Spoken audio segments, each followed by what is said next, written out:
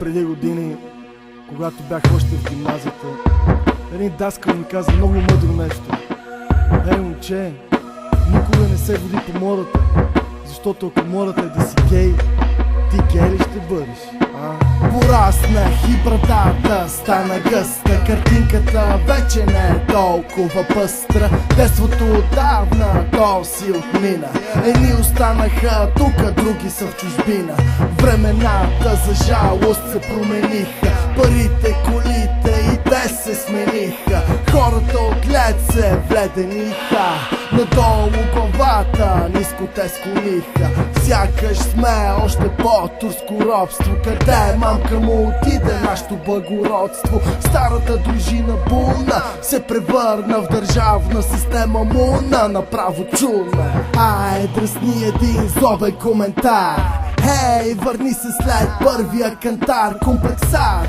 Как да те нареча другояче, лишено от внимание мило пеленаче. Стига в другата паница си гледал, принципите си предал, за кинтизанника си би продал. Виж колко ниско си панал, на мода се отдал. Ако тя е да си педал, какво ще правиш бе кавал? Като Битълс обществото критикувам. Ако бях доктор, щях да ги излекувам. Ако бях Бог, щях да ги бичувам. Но колко той да се бунтувам, мога само да ги псувам и надалече да отплувам.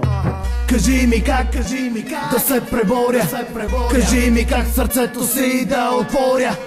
Стискам зъби, загърбвам моята воля и за народа си аз ще се моля. Любовта не съществува както тя, така и вече всичко се купува. Отпътува към нея моето доверие. Питам се понякога има ли я, а къде ли е? И ти пое по онзи път, по който всички поп-фото палки вървят.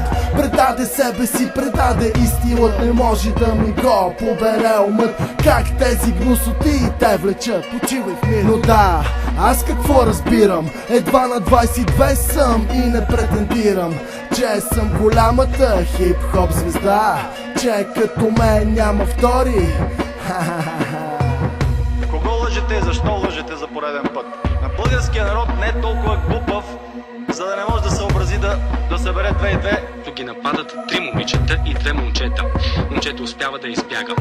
Кажи ми как да се преборя, кажи ми как сърцето си да отворя.